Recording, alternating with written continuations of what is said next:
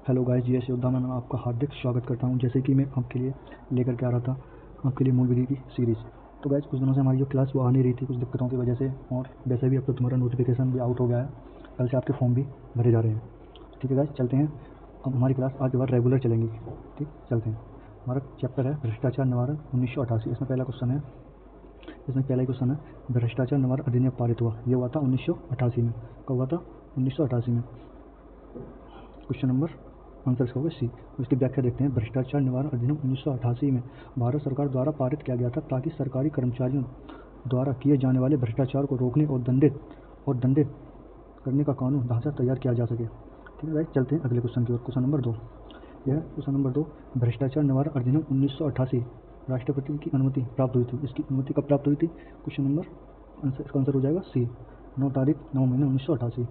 ठीक है, चलते हैं नीचे। इसकी व्याख्या देखते हैं। इसकी व्याख्या है कोई भी अधिनियम राष्ट्रपति की अनुमति के बिना लागू नहीं हो सकता। भ्रष्टाचार निवारण अधिनियम को 9 सितंबर 1988 राष्ट्रपति की अनुमति मिली थी, जिससे यह कानून प्रभावी हो सका। ठीक है, क्वेश्चन नंबर 3 क्या कह रहा है हमारा? भ्रष्टाचार निवारण अधिनियम 1988 का संक्षिप्त रूप कौन सा है? इसमें कौन सा हो जाएगा आंसर? पहला क्रमांक 49 1988। ठीक है, हर अधिनियम को क्रमांक यानी कि एक्ट नंबर दिया जाता है। भ्रष्टाचार निवारण अधिनियम का अधिनियम क्रमांक 49 था। ठीक है, चलते हैं अगले क्वेश्चन की ओर। अगला क्वेश्चन हमारा क्या कह रहा है? क्वेश्चन नंबर 4, लोक सेवक उदित है भ्रष्टाचार निवारण अधिनियम की धारा कौन सी धारा में है? ये धारा 2C में। आंसर कौन सा हो जाएगा हमारा? ए। चलते हैं व्याख्या की ओर।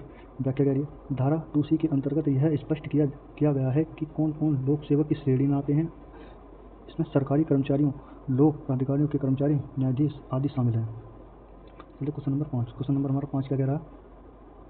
क्वेश्चन नंबर 5 कह रहा है हमारा कि भ्रष्टाचार निवारण अधिनियम 1988 में कुल कितनी धाराएं हैं? इसमें कुल कितनी धाराएं हैं? 31। सी, हमारा सी आंसर हो जाएगा। ठीक है, चलते हैं इसकी व्याख्या की ओर। इसकी व्याख्या क्या करिए? देखो, इस अधिनियम में कुल 31 धाराएं हैं जो भिन्न प्रकार के भ्रष्टाचार, दंड, न्यायिक प्रक्रिया आदि को परिभाषित करती है। क्वेश्चन नंबर 6 क्या कह रहा है? क्वेश्चन नंबर 6 गाइस, यहाँ थोड़ा सा मिस प्रिंटिंग है, देखते हैं क्वेश्चन को। ठीक है, चलते हैं क्वेश्चन नंबर 7। क्वेश्चन नंबर 7, इसमें हमें कथन सुनना। सत्य कथन कौन सा है? देखो, ये देखते हैं। परिभाषित शब्द धन संबंधित परिभाषित तक या उन परिस्थितियों तक ही सीमित है जो इस अधिनियम में निर्दिष्ट नहीं है। अच्छा, देखते हैं बी, धन संबंधी शब्द उन परिस्थितियों तक ही सीमित नहीं है जिसका लाभ कोई लोक सेवक निष्पक्ष रूप से कर सकता है। ठीक है। सी, यह स्पष्ट नहीं कहा जा सकता कि केवल बेनामी उपहार के रूप में जिसकी कीमत का अनुमान नहीं है या जो उपहार नहीं हो सकता परिभाषित लागू नहीं होगा। अच्छा, उपरोक्त सभी कथन सत्य हैं। इसमें सभी कथन सत्य हैं। इसका आंसर कितना हो जाएगा? डी हो जाएगा इसका आंसर। ठीक है, इसका आंसर डी हो जाएगा। चलते हैं इसकी व्याख्या। भ्रष्टाचार निवारण अधिनियम की धारा 2D के अनुसार धन संबंधित की परिभाषा व्यापक है और उपरोक्त सभी कथन सत्य हैं। चलते क्वेश्चन नंबर 8 की ओर। विशेष न्यायाधीशों की नियुक्ति का प्रावधान निम्न में से किस धारा में उल्लेख है? तो गाइस, ये धारा 3 में उल्लेख है। भ्रष्टाचार निवारण अधिनियम की धारा 3 में से विशेष न्यायाधीशों की नियुक्ति का उल्लेख किया गया है। क्वेश्चन नंबर 9, विशेष न्यायाधीशों की नियुक्ति करने का अधिकार किसको है? राज्य सरकार के पास। किसके पास है? राज्य सरकार के पास। आंसर हमारा इसमें होगा बी। धारा 31A के अनुसार राज्य सरकार को यह अधिकार है कि वह विशेष न्यायाधीशों की नियुक्ति कर सके। Question number 10। क्वेश्चन नंबर हमारा 10 क्या कह रहा है? तो क्वेश्चन नंबर 10 कह रहा है कोई व्यक्ति भ्रष्टाचार निवारण अधिनियम के अधीन विशेष न्यायाधीशों के रूप में नियुक्त होने के लिए तब तक अर्जित नहीं होगा। कब तक नहीं होगा? इसका आंसर हो जाएगा ए, जब तक कि वह आंसर नंबर ए, जब तक कि वह दंड प्रक्रिया संहिता के अधीन सत्र न्यायाधीश का अधिकार प्राप्त नहीं कर लेता। ठीक है, क्वेश्चन नंबर 11। क्वेश्चन नंबर हमारा 11 क्या कह रहा है? देखो, क्वेश्चन नंबर 11 कह रहा है किसी न्यायाधीश अपराध का विचारण उक्त प्रतिवेदन के आधार पर करेगा। यह प्रावधान किस धारा में है? ये धारा में, धारा 44 में। इसका आंसर हो जाएगा आपका बी। व्याख्या, धारा 44 के अनुसार विशेष न्यायाधीश आरोप पत्र या प्रतिवेदन के आधार पर विचार कर सकता है। क्वेश्चन नंबर 12 क्या कह रहा है? विशेष न्यायाधीश अपराध का विचारण करेगा ए, चालान पत्र के आधार पर। इस पर चालान पत्र के आधार पर भ्रष्टाचार निवारण अधिनियम की धारा 44 के अनुसार अपराध का विचारण चालान पत्र के आधार पर किया जा सकता है। क्वेश्चन नंबर 13 क्या कह रहा है? चलते क्वेश्चन नंबर 13 की ओर। क्वेश्चन नंबर 13 कह रहा है विशेष न्यायाधीशों के अधिकार भ्रष्टाचार निवारण अधिनियम 1988 किस धारा में उल्लेखित है? ये हमारा डी में, धारा 5। देखिए क्या करिए इसकी, धारा 5 के अंतर्गत विशेष न्यायाधीशों को यह अधिकार दिए गए हैं कि वह भ्रष्टाचार से संबंधित अपराधों का विचारण और परीक्षण कर सके। क्वेश्चन नंबर 14, विशेष न्यायाधीशों की कार्यवाही की प्रक्रिया का उल्लेख किस धारा में किया जाता है? धारा 5 में, और आंसर सी हो जाएगा। धारा 5 में ही विशेष न्यायाधीशों की नियुक्ति शक्तियों के साथ साथ यह भी स्पष्ट किया गया है कि वह किस धारा की प्रक्रिया का पालन करेगा। क्वेश्चन नंबर 15, देखो 15 देखते हैं, 15 क्या कह रहा है हमारे पास। 15, क्या विशेष न्यायाधीश द्वारा किसी अपराध की सुनवाई की जा सकती है? हाँ, की जा सकती है, आंसर पहला हो जाएगा। धारा 5(2) के अनुसार विशेष न्यायाधीश इस भ्रष्टाचार संबंधी किसी भी मामले की सुनवाई कर सकता है। ठीक है। क्वेश्चन नंबर 16, सत्याकथन सुनना है हमारा। विशेष न्यायाधीश अपराध के विचारण हेतु विधि विहित प्रक्रिया का अनुसरण कर सकता है।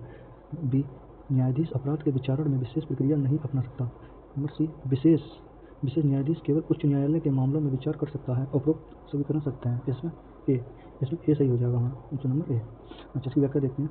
धारा 5(a) के अनुसार विशेष न्यायाधीशों की विधि द्वारा विहित प्रक्रिया के अनुसार मामले की सुनवाई कर सकता है और सामान्य न्यायालय कर सकते हैं।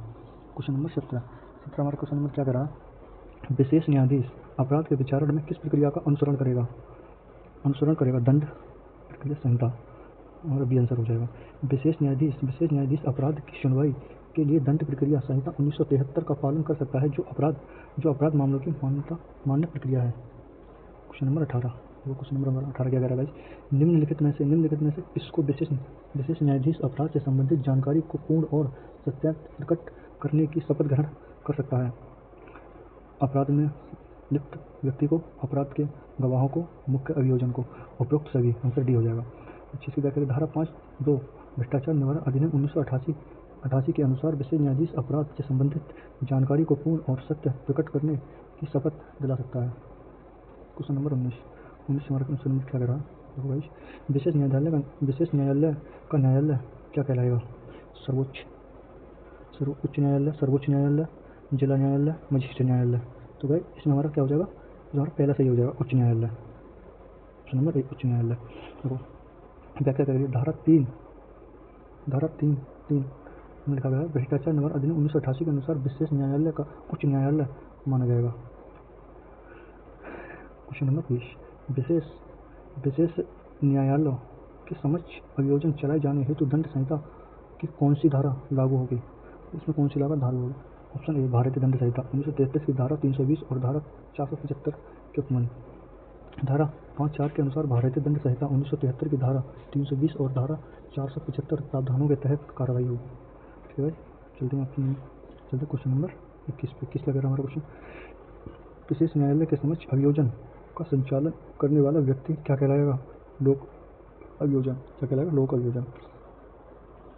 धारा 3 के अनुसार विशेष न्यायालय के समक्ष अभियोजन चलाने वाले व्यक्ति को लोक अभियोजक कहा जाएगा। क्वेश्चन नंबर 22, भ्रष्टाचार निवारण अधिनियम के अंतर्गत उच्च दंडनीय अपराधों का विचारण करने हेतु विशेष न्यायाधीश तय किस अधिनियम के तहत नियुक्त किया जा सकता है? इसमें ऑप्शन सी, विशेष न्यायालय अधिनियम 1994। व्याख्या, धारा 5(6) के अनुसार उच्च दंडनीय अपराधों के लिए विशेष न्यायालय अधिनियम 1994 के अंतर्गत न्यायाधीश नियुक्त किए जा सकते हैं। क्वेश्चन नंबर 23 हमारा क्या कह रहा है? भ्रष्टाचार निवारण अधिनियम की धारा 6 के अंतर्गत किसी मामले का निश्चित विचारण किए जाने पर अभियोजन को अधिकतम कितने वर्ष की सजा होगी? ये हो जाएगा हमारा ऑप्शन नंबर सी, 1 वर्ष के कारावास। धारा 6 के अनुसार अधिकतम 1 वर्ष के कारावास की सजा हो सकती है। क्वेश्चन नंबर 24 हमारा क्या कह रहा है? क्वेश्चन नंबर 24, विशेष न्यायालय का समुचित विचारण करने का प्रावधान किस भ्रष्टाचार निवारण अधिनियम की धारा में है? यह हमारा धारा 6 में। ठीक है, धारा 6 में। इसकी व्याख्या क्या करिए? व्याख्या, विशेष न्यायालय को निश्चित विचारण का अधिकार धारा 6 में है। क्वेश्चन नंबर 25 क्वेश्चन नंबर हमारा क्या करें? विशेष न्यायालय के निर्णय के विरुद्ध परिभाषित किसी नए नियम आदेशों के विरुद्ध कौन सी अपील नहीं होगी? ऑप्शन डी, 2 माह के अधिकतम कारावास और 1000 रुपये जुर्माना। इसकी व्याख्या क्या करिए? देखो भाई, इसकी व्याख्या धारा 62 के अनुसार 2 माह से अधिक कारावास या 1000 रुपये से अधिक अर्थदंड पर ही अपील संभव है। क्वेश्चन नंबर 6 भ्रष्टाचार निवारण अधिनियम की धारा 7 के अनुसार किसी लोक सेवक द्वारा रिश्वत लेने की दंड सीमा क्या हो सकती है? 7 वर्ष की। 7 वर्ष धारा 7 के अनुसार कम से कम 3 वर्ष और अधिकतम 7 वर्ष तक की सजा हो सकती है। क्वेश्चन नंबर 27 क्वेश्चन नंबर हमारा क्या कह रहा है?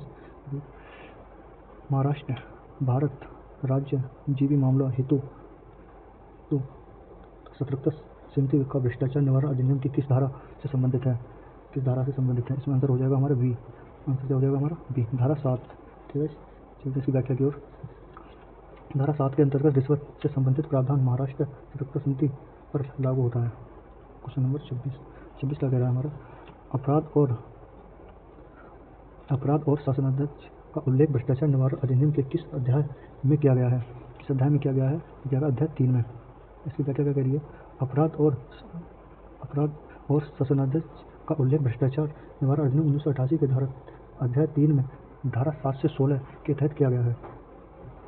क्वेश्चन नंबर 30 कह रहा है लोक सेवक द्वारा घूस लेना बंद करने के लिए धन वापसी हेतु दिए जाने वाले धन को घूस की रकम नहीं कहा जा सकता।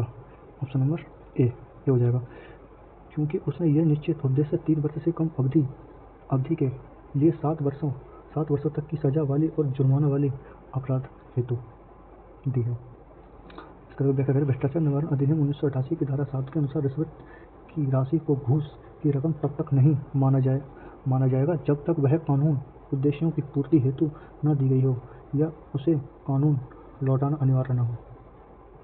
क्वेश्चन नंबर 31 हमारा क्या कह रहा है? एक लोक सेवक द्वारा किसी अभियुक्त या आरोपी को बचाने के लिए रिश्वत लेने पर किस धारा का प्रयोग किया जाता है? धारा 7 का। किसका? धारा 7 का प्रयोग किया जाता है। धारा 7 का। देखो चलते हैं इसकी व्याख्या की ओर। इसकी व्याख्या क्या करेगी? व्याख्या भ्रष्टाचार निवारण अधिनियम की धारा 7 में लोक सेवक द्वारा किसी अपराधी या अभियुक्त को बचाने हेतु रिश्वत लेने पर दंड का प्रावधान किया गया है। क्वेश्चन नंबर 32 लोक सेवक पर घूस या अवैध साधनों द्वारा असत्य बयान के लिए परिशोधित करने पर उपबंध किस धारा में है? यह है धारा 7A में। भ्रष्टाचार निवारण अधिनियम 1988 की धारा 7A के अनुसार कोई लोक सेवक यदि अवैध साधनों से किसी को असत्य बयान देने हेतु प्रेरित करता है या 7 वर्ष की सजा वाले अपराध से संबंधित हो तो यह दंडनीय अपराध है। कैसा है? दंडनीय अपराध है। चलते हैं क्वेश्चन नंबर 33 लोक सेवक द्वारा घूस या अवैध साधनों द्वारा असत्य बयान देने हेतु परिशोधित किए जाने पर दंड कितना हो सकता है? ऑप्शन नंबर हमारा ए 3 वर्ष से कम कारावास और 7 वर्ष तक हो सकता है। व्याख्या धारा 7A के अनुसार ऐसी स्थिति में अधिकतम 7 वर्ष तक की सजा और जुर्माना हो सकता है। क्वेश्चन नंबर 34 लोक सेवक को वेतनिक अथवा अन्य लाभ प्राप्त करने हेतु घूस लेने के उद्देश्य भ्रष्टाचार निवारण अधिनियम के किस धारा में वर्णित है? धारा 7A। इसकी व्याख्या क्या है? यह विशेष स्थिति धारा 11 में परिभाषित है। इसमें लोक सेवक द्वारा वेतन या लाभ के अतिरिक्त किसी लाभ के लिए घूस लेने पर दंड का प्रावधान। क्वेश्चन नंबर 35 लोक सेवक द्वारा धारा 7 या 11 परिशोधित अपराधों के संदर्भ में किए गए विशिष्ट कार्यों पर दंड क्या हो सकता है? आंसर क्या हो जाएगा? 3 वर्ष से कम नहीं तथा 7 वर्ष तक की सजा। ठीक है, इसको व्याख्या क्या कह रही है? धारा 7 के अंतर्गत दोष सिद्ध होने पर 3 से 7 वर्ष की कारावास और जुर्माना हो सकता है। क्वेश्चन नंबर 36 घूस के आरोप में प्रारंभिक की सुनवाई किस धारा में है? धारा 13 में। आंसर क्या हो जाएगा हमारा? ए। धारा 13 भ्रष्टाचार निवारण अधिनियम 1988 के अंतर्गत प्रारंभिक घूस के आरोप की जांच की प्रक्रिया को परिभाषित करती है। आंसर क्वेश्चन नंबर 37 हमारा क्या कह रहा है? देखो यदि लोक सेवक द्वारा अपराध किया जाता है वह दंडनीय होगा। आंसर कौन सा हमारा? सी। 4 वर्ष से कम नहीं और 10 वर्ष तक की सजा। धारा 13(2) के अनुसार किस लोक सेवक द्वारा किया गया आपराधिक कार्य यदि 4 से अधिक सजा योग्य है तो वह दोषी होगा और उसे 10 वर्ष तक की कारावास दी जा सकती है। क्वेश्चन हमारा 38 क्या कह रहा है? परियोजन के लिए किए गए प्रयत्नों पर भ्रष्टाचार निवारण अधिनियम की कौन सी धारा लागू हो सकती है? धारा 12 आंसर डी हो जाएगा, धारा 12। ठीक है, धारा 12। प्रश्न नंबर 39, भ्रष्टाचार निवारण अधिनियम के अंतर्गत अपराधों का अभियोजन किसकी अनुमति से किया जाता है? सक्षम प्राधिकारी, आंसर हमारा डी हो जाएगा। अच्छा, क्वेश्चन नंबर 40, क्वेश्चन नंबर हमारा 40 क्या कह रहा है? अनुसंधान करने के लिए निम्न में से प्राधिकृत व्यक्ति कौन है? पहला, दिल्ली पुलिस स्थापना की धारा 3 में पुलिस नियुक्ति, सरकार द्वारा अधिकृत अधिकारी, राज्य पुलिस स्थापना, उपरोक्त सभी। राइट, उपरोक्त सभी, आंसर हमारा डी हो जाएगा। तो गाइस ये थी आपकी 40 क्वेश्चन की एक सीरीज। ठीक है गाइस, इसके बाद 40 के बाद अभी आपकी एक सीरीज और आएगी, उसके बाद ये आपका ये टॉपिक कंप्लीट हो जाएगा। फिर उसके बाद चलेंगे हम अगले टॉपिक की ओर। ठीक है गाइस, ऐसे हमारी रेगुलर क्लासेस आती रहेंगी, तो हमारे साथ बने रहिए। Love you, bye bye, take care, मिलते हैं।